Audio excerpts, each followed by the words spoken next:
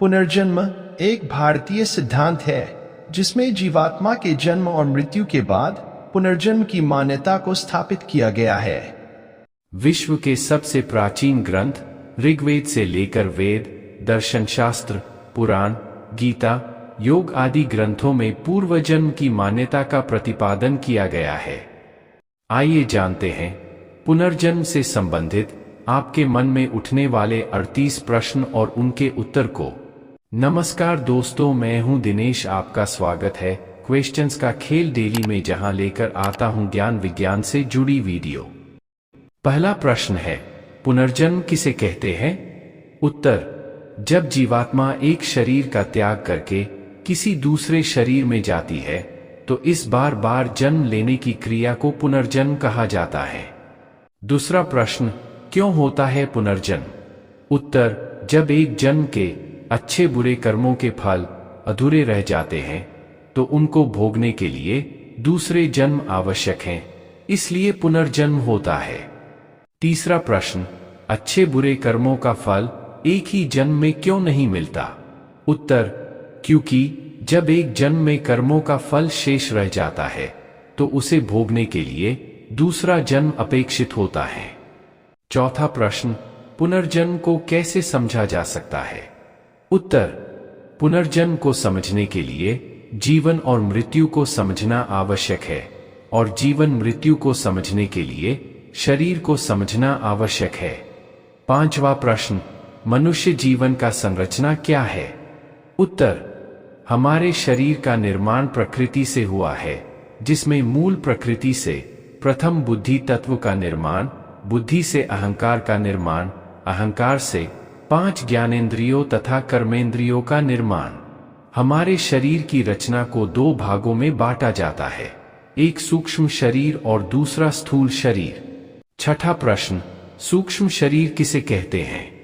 उत्तर, सूक्ष्म शरीर वो होता है जिसमें 5 ज्ञानेंद्रियां, मन, बुद्धि, अहंकार आदि के सभी गुण समाहित होते हैं, उसे ही सूक्ष्म शरीर कहा जाता है।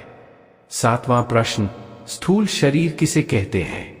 उत्तर, जन्म के बाद जो शरीर सामने दिखाई देता है वह स्थूल शरीर होता है तथा इसी के द्वारा सभी संसारी कार्य किए जाते हैं। आठवां प्रश्न, जन्म क्या होता है? उत्तर, जीवात्मा का अपने सूक्ष्म शरीर के साथ किसी पंचभौतिक शरीर में प्रवेश करना ही जन्म कहलाता है। नौवां प्रश्न, मृत्यु क्या होती है? उत्तर, जब जीवात्मा का अपने पंचभौतिक स्थूल शरीर से वियोग हो जाता है तो उसे ही मृत्यु कहा जाता है, परंतु मृत्यु केवल स्थूल शरीर की होती है, सूक्ष्म शरीर की नहीं। इसलिए सूक्ष्म शरीर भी छूट गया तो वह मोक्ष कहलाएगा, मृत्यु नहीं। मृत्यु केवल शरीर बदलने की प्रक्रिया है। जैसे मनुष्य कपड़े बदलता है वैसे ही आत्मा शरीर को भी बदलती है। 10वां प्रश्न, मृत्यु होती ही क्यों है? उत्तर, जैसे किसी एक वस्तु का निरंतर प्रयोग करते रहने से उस वस्तु का सामर्थ्य घट जाता है तथा उस वस्तु को बदलना आवश्यक हो जाता है, ठीक वैसे ही एक शरीर का सामर्थ्य भी घट जाता है और इंद्रियां निर्बल हो जाती है, जिस कारण उस शरीर को बदलने की प्रक्रिया का नाम ही मृत्यु है। 11वां प्रश्न, मृत्यु न होती तो क्या होता? उत्तर, मृत्यु न होती तो ऐसी बहुत सारी परिस्थितियां उत्पन्न हो जाती जिससे इस संसार को चलना बहुत ही मुश्किल हो जाता और पृथ्वी की जनसंख्या बहुत बढ़ जाती तथा यहाँ पैर रखने का भी स्थान नहीं होता। 12वां प्रश्न, क्या मृत्यु होना बुरी बात है? उत्तर, मृत्यु होना कोई बुरी बात नहीं है, यह तो एक स्वाभाविक प्रक्रिया है शरीर परिवर्तन का। 13वां प्रश्न, यदि मृत्यु होना बुरी बात नहीं है तो लोग इससे इतना डरते क्यों हैं? उत्तर, हर लोगों की इच्छा होती है कि मेरी मृत्यु जल्दी न हो, क्योंकि उनको मृत्यु के वैज्ञानिक स्वरूप की जानकारी नहीं है। वे अज्ञानतावश समझते हैं कि मृत्यु के समय बहुत कष्ट होता है, परंतु उन्होंने वेद, उपनिषद या दर्शन को कभी पढ़ा ही नहीं, इसलिए ही वे अंधकार में पड़ते हैं और मृत्यु से पहले कई बार मरते हैं। 14वां प्रश्न, मृत्यु के समय कैसा लगता है?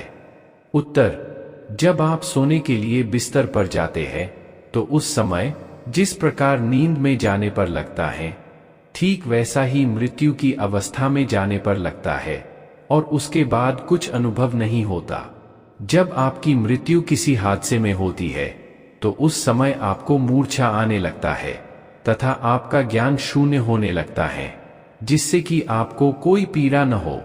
यही ईश्वर की सबसे बड़ी कृपा है कि मृत्यु के समय मनुष्य का ज्ञान शून्य होने लगता है और अचेत अवस्था में जाने लगता है। 15वां प्रश्न: मृत्यु के डर को दूर करने के लिए हम क्या कर सकते हैं? उत्तर: जब आप वैदिक ग्रंथ जैसे गीता, उपनिषद, दर्शन आदि का गंभीरता से अध्ययन करेंगे और उसके अंदर जीवन, मृत्यु, शरीर आदि के विज्ञान को जानेंगे, तो आपके अंदर का मृत्यु के प्रति भय मिटता चला जाएगा और आप निडर हो जाएंगे। 16वां प्रश्न: किन किन कारणों से पुनर्जन्म होता है?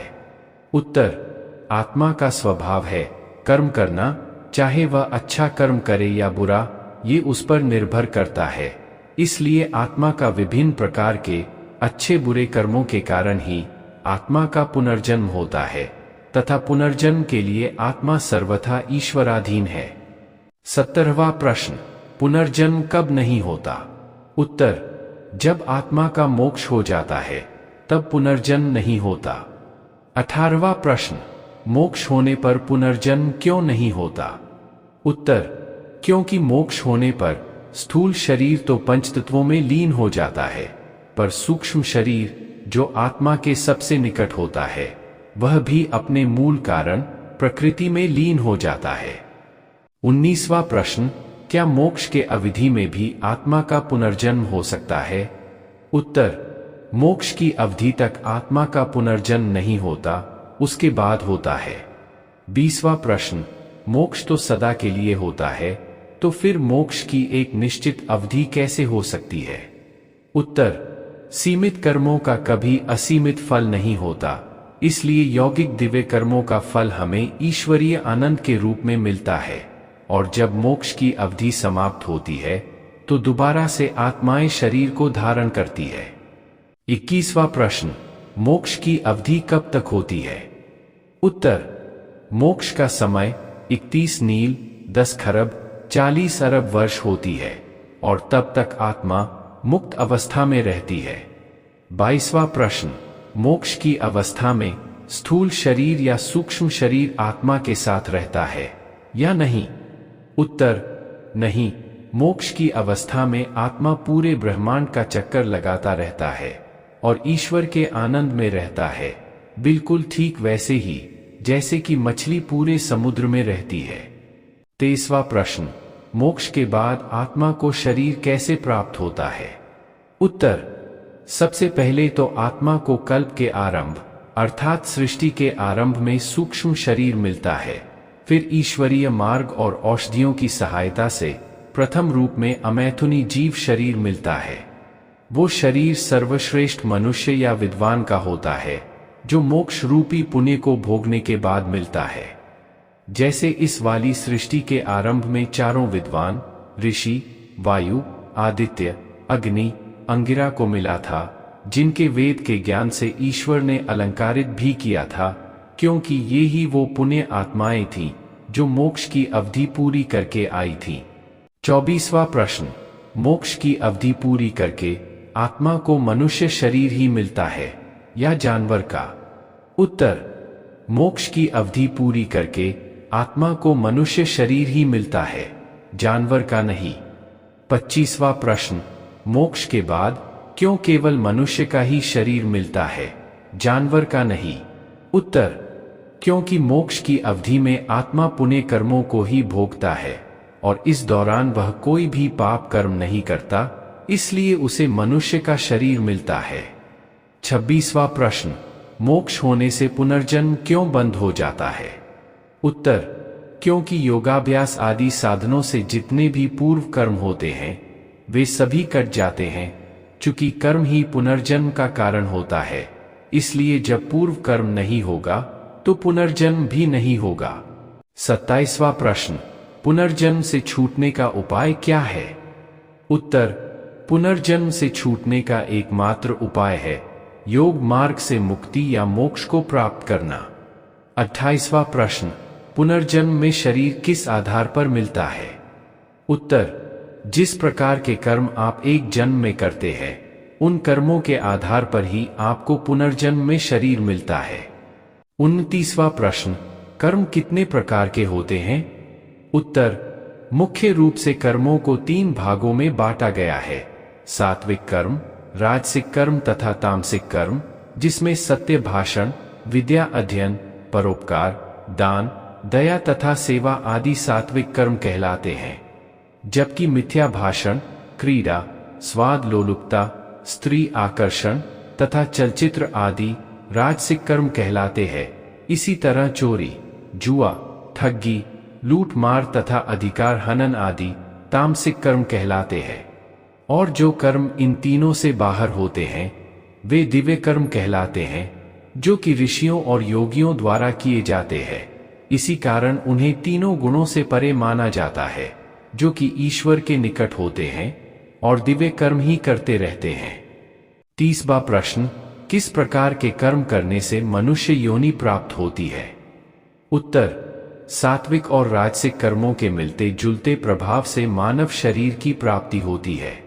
यदि सात्विक कर्म बहुत कम है और राजसिक अधिक है तो मानव शरीर तो प्राप्त होगा परंतु किसी नीच कुल में होगा, और यदि सात्विक गुणों का अनुपात बढ़ता जाएगा तो मानव कुल उच्च ही होता जाएगा। इस तरह जिसने अत्यधिक सात्विक कर्म किए होंगे वो विद्वान मनुष्य के घर में जन्म लेंगे। 31वां प्रश्न, किस प्रकार के कर्म करने से आत्मा को जीव जंतुओं का शरीर प्राप्त होता है? उत्तर, तामसिक और राजसिक कर्मों के फलस्वरूप आत्मा को जानवर शरीर मिलता है। जितना तामसिक कर्म अधिक किए होंगे उतनी ही नीच योनि उस आत्मा को प्राप्त होती चली जाएगी।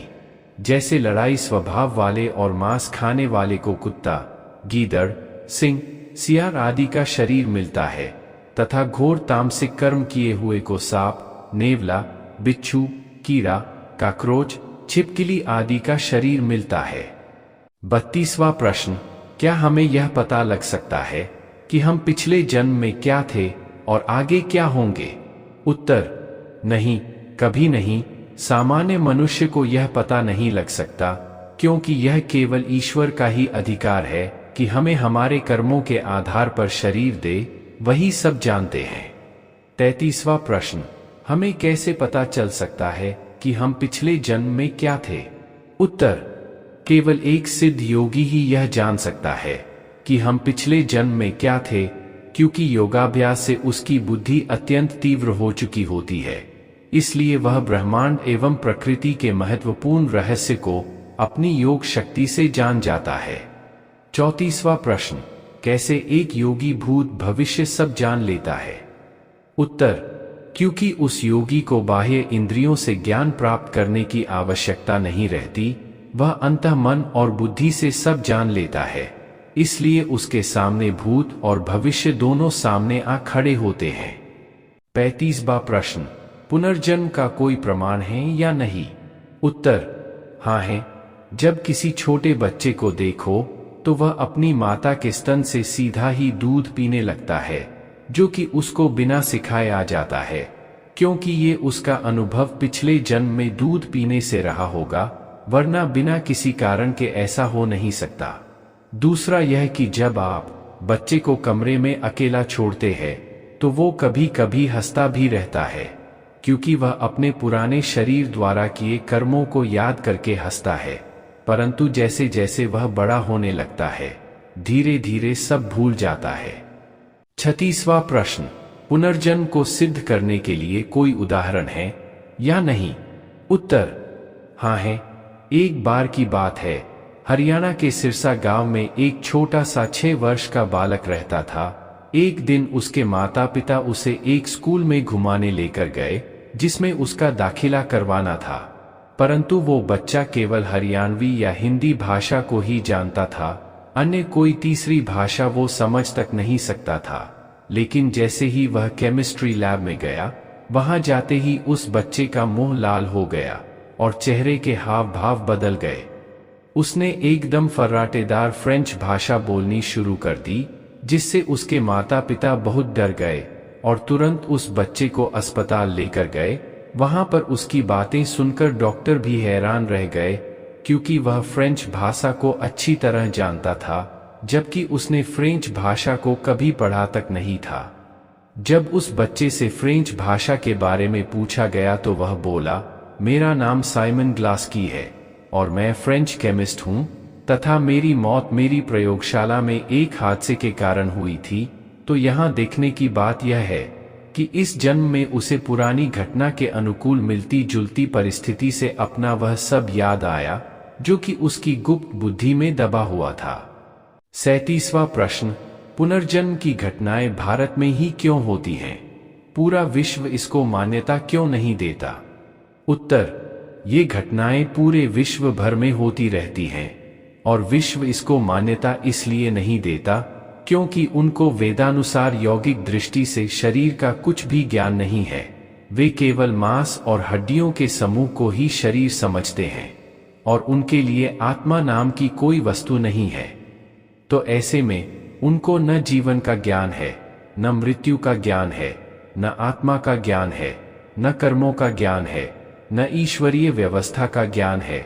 अगर कोई पुनर्जन्म की कोई घटना उनके सामने आती भी है तो वो इसे मानसिक रोग जानकर उसको मल्टीपल पर्सनैलिटी सिंड्रोम का नाम देकर अपना पीछा छुड़ा लेते हैं।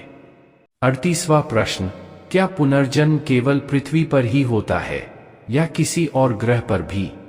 उत्तर, ये पुनर्जन्म पूरे ब्रह्मांड में यत्र तत्र सर्वत्र होता है, क्योंकि न जाने कितने असंख्य सौरमंडल हैं, कितनी ही पृथ्वियां हैं। इसलिए एक पृथ्वी के जीव मरकर ब्रह्मांड में किसी दूसरी पृथ्वी के ऊपर किसी न किसी शरीर में भी जन्म ले सकते हैं। ये ईश्वरीय व्यवस्था के अधीन है।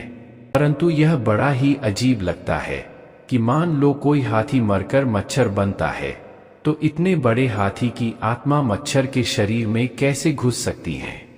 क्योंकि यही तो भ्रम है आपका कि आत्मा जो है वो पूरे शरीर में नहीं फैली होती, वो तो हृदय के पास छोटे अनुरूप में होती है। इसलिए सब जीवों की आत्मा एक सी होती है, चाहे वो व्हेल मछली हो, चाहे वो एक चींटी हो। दोस्तों, आशा करते हैं आपको हमारी यह वीडियो पसंद आई होगी। वीडियो को लाइक शेयर करें। ऐसी ही महत्वपूर्ण बातें जानने के लिए आप हमारे चैनल को सब्सक्राइब अवश्य करें। जय सियापति रामचंद्र की।